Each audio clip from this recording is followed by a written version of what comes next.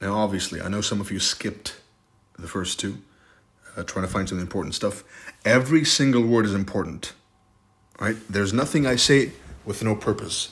It's all built to design you into being the trader you want to be, right? How do I know? Is because I am that. Right? So nothing I say is out of place or extra. Just a side note, I've designed every single piece of information I put out on the internet to be digestible and consumable and effective enough to carve my family members into successful traders. Right? So I don't do this for random internet strangers. I do it for my family. Right? So as I'm producing this, I have my family in mind. Right? What would make it easy for them to find success in trading? And that is probably partially why I have a higher rate of success when it comes to number of students and the level they reach when compared to any other of these goofball mentors on social media. So bear that in mind and appreciate that, right? Because most people you follow online, they use this as their main source of income. I don't need this. I have a job. I make a lot more trading than I do with these mentorships. Right? It's pocket change, contrary to popular belief. So appreciate the fact that I don't need to do this, and I'm doing this.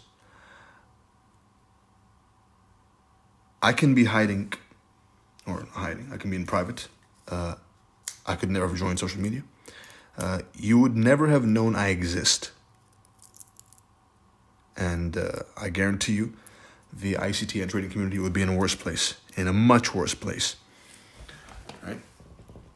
But of course, I could never sleep with the guilt of knowing what I know and watching everyone literally burn to the ground, shooting themselves in the foot, which is why I'm here.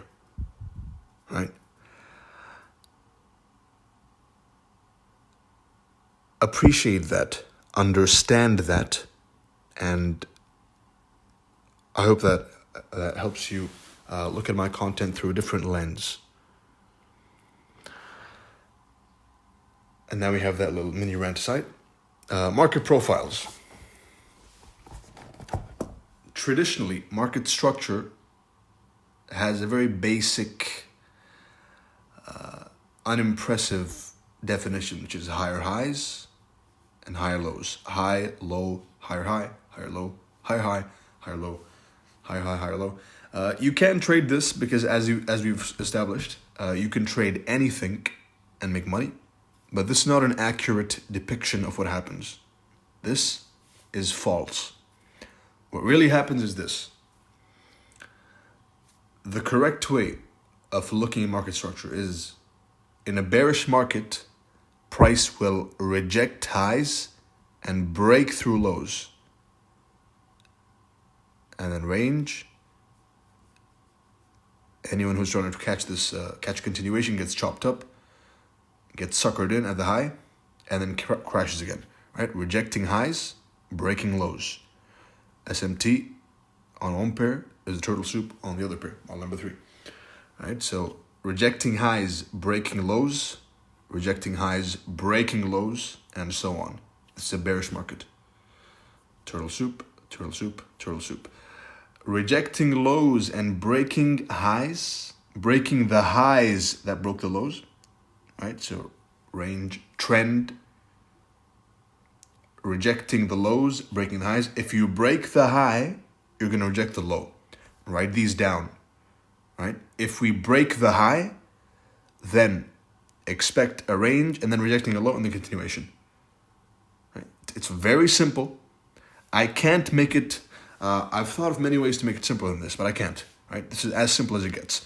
So if you don't get this, then that's not a good sign, right? So watch it again. If we reject the lows and break the highs in one range, then the next range that we break is going to reject the low and break the high, and so on. Market profiles. Everyone says structure, but I like profile better. So when you open any chart, right? Any chart, when you're done watching, to probe the chart you're looking at, ask yourself, are we trending? Are we ranging? Because the market is always in two states. The market makers have to keep the market flowing in two states at all time. In a range, and then a trend, and then a range, and then a trend, and then a range, and then a trend, SMT, and then a trend. Everything lies in this. This right here is a power of 3, Bible of the Open, for example. Same over here. Right? That's a continuation. This is chop, generation of interest in this range to trip their positions and then rally. Right? So trend, range. A range is when the market is visibly consolidating. So it's going up and down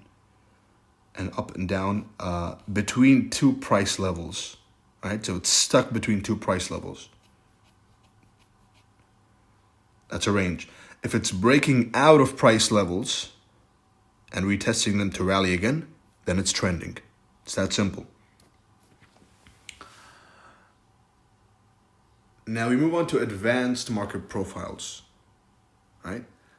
As back as the 1800s, you have Dow theory, right?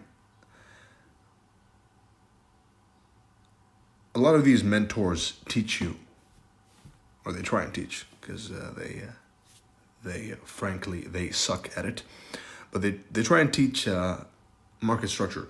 If you ask them where did it start, they have no idea. Right? It all started with Charles Dow. High, low, higher high, higher low, higher high, lower low. This marks the end of the uptrend and the start of the downtrend.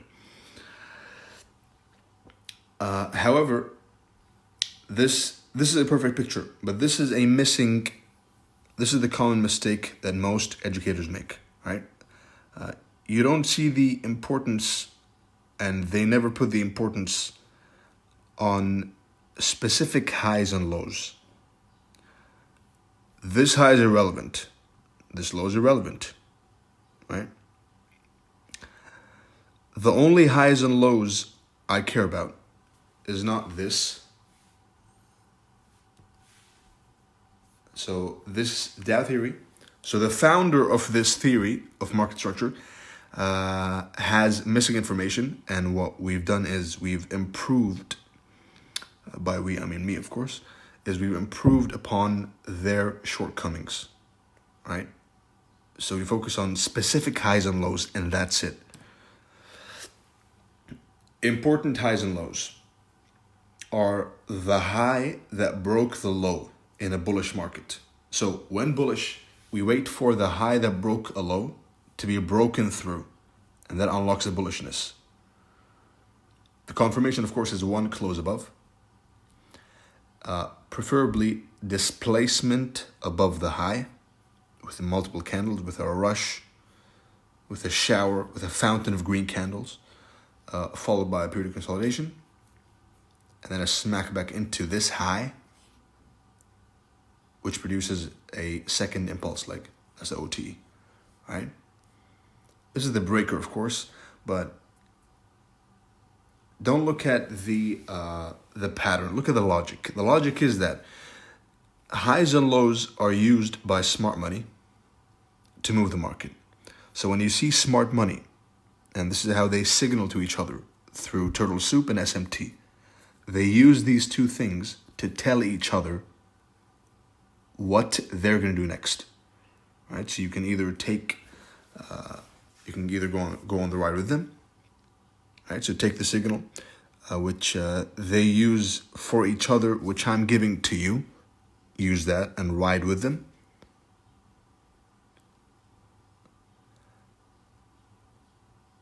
Or wait for the SMT, right? Either turtle soup or the SMT, because the SMT is the turtle soup. When you see a market rejecting a low, that means the low is sponsored by smart money and it rallies. When you see price breaking through a high, now we know that turtle soup is trying to sucker people in above highs to smack it back down. So when you see it not being used for that, then you know that they don't have an interest in selling above this high, and they have an interest in selling higher somewhere, right? So from high to high on the left side of this chart, another high, and so on, right? So what we're doing is we're probing the highs and lows to get a sense of the signals of where smart money, the market makers, the market owners want to move the market. When bearish, we wait for the low that broke a high to be broken through. So they show us intention of bearishness by rejecting the high, and they show us an intent of continued bearishness by smacking through the low. So they show no intention of defending this low. When you enter a trade, ask yourself, am I sponsored by the market owners, by smart money? Is my low being rejected, or is this being disrespected? And if the low you're trying to buy is being disrespected, why are you buying? You don't have enough capital to move the market, right? So you need to wait for their confirmation. You have to watch out and keep an eye out for their sponsorship. The confirmation is on close below the low, preferably displacement, which means a strong wave closing below the low that broke the high, low that took us to the high, and then it's broken through, right? Followed by period consolidation. So we smack through it, we consolidate a bit, and then we retrace back into the low for a second leg, so OTE. And more on that in the next chapter. Here's a depiction of how the markets move. So you have this here, rejecting the low, breaking the high. Therefore, if we break the high, we will reject the low, and so on. The specific high that broke the low was never displaced, and I know this is a depiction, this is an illustration, but if you go into your charts, which you should when you're finished watching, then you'll see this exact same thing happening again and again and again, right? The lows that broke the highs, unless they are displaced through, the market is bullish. So all along this way, nothing happened. We've never broken through an important low. As soon as we break through the important low, from that moment in time onwards, the market is bearish, and we can expect a continued dump lower, and vice versa. Bearish market, turtle soup, smack back down. We never flip bullish unless we displace and close above the high that broke a low. Right? Sometimes they're used for turtle soup, by the way. That's a discussion for later. But the point here is that important highs and lows, always pay attention when probing the market. What are they doing? Here's some Maya training. What do you see? Look at the highs and lows, right? So the high, you could argue they've been broken, obviously. That's a random high. Pick the highs that broke the lows, or the lows that broke the highs. In this instance, you have this high over here. Have we closed above it? Yes. Have we rejected the low? Turtle soup. Yes. If we're rejecting the low and we're breaking through the high and disrespecting bearish PD arrays, it's a breaker, right? The down close candle that caused the bullish purge, breaker. Disrespecting the breaker, right? So we're breaking highs and we're rejecting lows. What does that mean?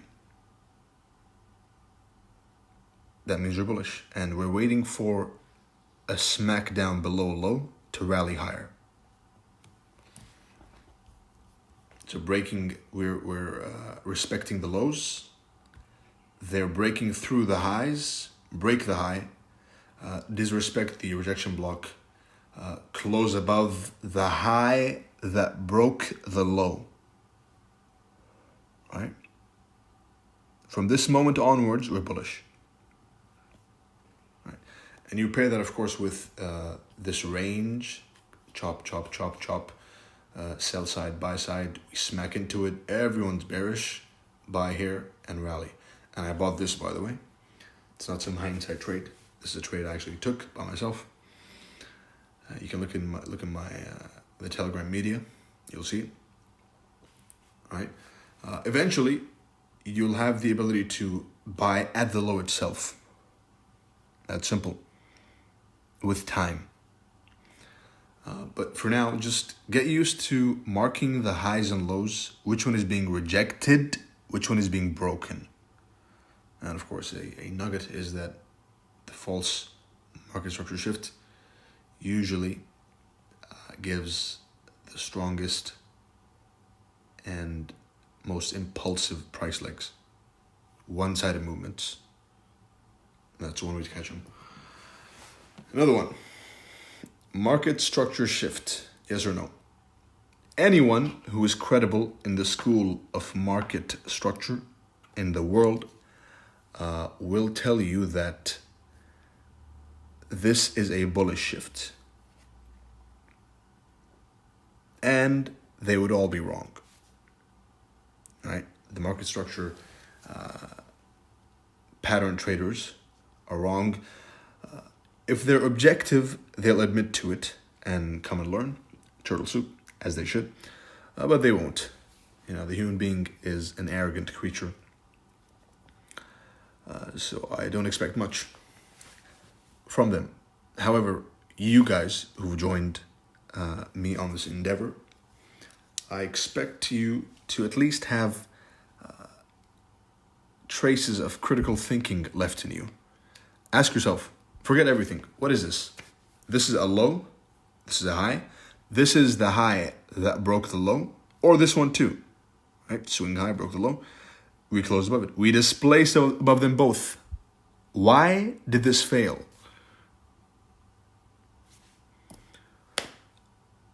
Market structure doesn't always work. It's the harsh reality that you have to come to terms with. And from then onwards, you may progress. Market structure it's a good method. It's a good technique. We've established that a goddamn coin works, right? So it's a decent method, especially when paired with the important highs and lows. But why did this not work? The answer is in the upcoming episode. I hope you found this insightful. I wish you good luck, good trading, and see you in the next one.